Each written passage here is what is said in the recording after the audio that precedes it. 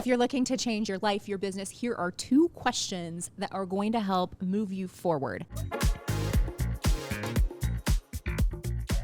These are really powerful. So yesterday, Zoodealio sponsored BAM Camp in Scottsdale, Arizona, and this event was incredible. Wow. Lit. The whole BAM team brought the fire. There was speaker after speaker, business audits, social media audits, more content thrown at you than most people consume in a year.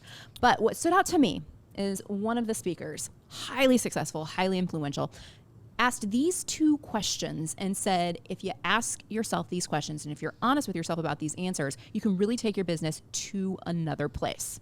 So first question, and then Jason, so Elliot was there. I was there in attendance. Jason was not, so he's not heard these questions. I mean, this one time at band camp. It'll be like this one time at band camp. You guys, BAM camp. Bam camp. you think All right. I'm saying band, no, BAM.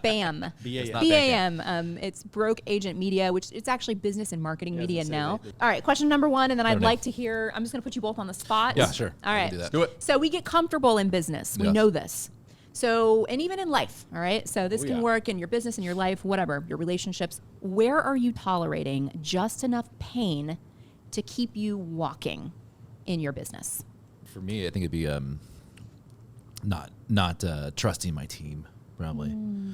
I gotta lean more on my team and trust what I've taught them, and let them make mistakes. It's really hard for me to not allow that, or not step out and let them take it.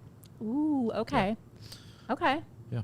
Wow, there's a lot there. But I've been doing. I've been getting better at that. And you know, Something sometimes- I've been working on. Well, I will hear from time to time, I'll hear Jacoby. Jason works really closely with Jacoby, and I trust you. It's good. And- I'm gonna go with you. and, And she was like, "Wait a minute, hold on. Are you sure? Like, can you just please look at it and make sure?"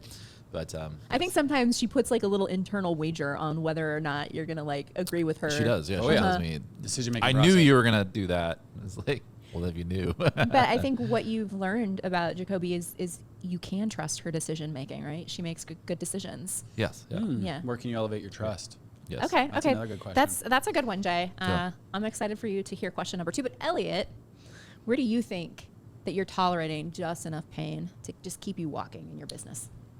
Similar to Jay, but a little bit different. I feel like we've done a good job training a lot of people, but I think we need to do a better job of inspecting what we expect and holding that piece accountable. And if not, why?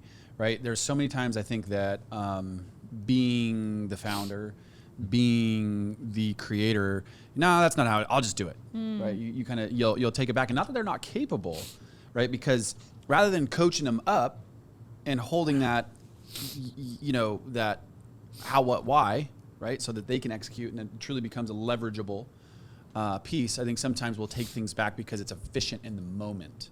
You Yes. deprive them the opportunity Correct. for growth and for learning. Correct. Instead of the, because we get the same thing. It's like, hey, someone will come to me like, what should I do with this, and this? And instead of just giving the answer, I said, well, tell me what your solution is first, and seeing how they work through it in their mind, and then sharing with them how I would work through it in my mind. Mm-hmm. Yeah.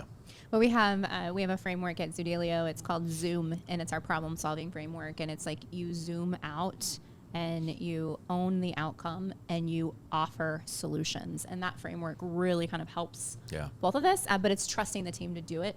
And who gets on you when I hear you? You do. I do. Oh yeah, you're a great business partner. Elliot in and I that- sit right that next to each other. aspect. And when I hear it, I'll be like, Elliot, Oh yeah. I always ask, what do I always ask you? Is that the best use of your time? I'm like, how, And it's what's true. your time worth, What I Elliot? always say. All right. Yeah. This is truth, right? Like I think that's so to me that's actually such a valid point. Like, where do you not have a person being willing to hold a mirror, right? Or not even have that, right? I think sometimes we get so indulged in what we're doing that it's so easy to have an internal view, but you don't have the external view, right? Because you're so in it, you're so operational. And we've been super fortunate, right? Everybody out there that tunes into our podcast knows that we've had exceptional growth since we've started, and so lots of great things have happened. However, that's caused us to be very, very, very operational. Absolutely. Which we have that extreme ownership, which I think causes us also to be operational because we want to make sure things get done really well. Okay, question number 2. Let's wrap this up. What's the conversation system or strategy that you know isn't optimal, but you're avoiding it because it's not unbearable? So what's that conversation you're avoiding? And maybe it's a business relationship. Maybe it's with an employee. Maybe it's with a partner. Or what's that system that, you've not implemented yet, or maybe you have implemented and you just kind of half-heartedly are doing it.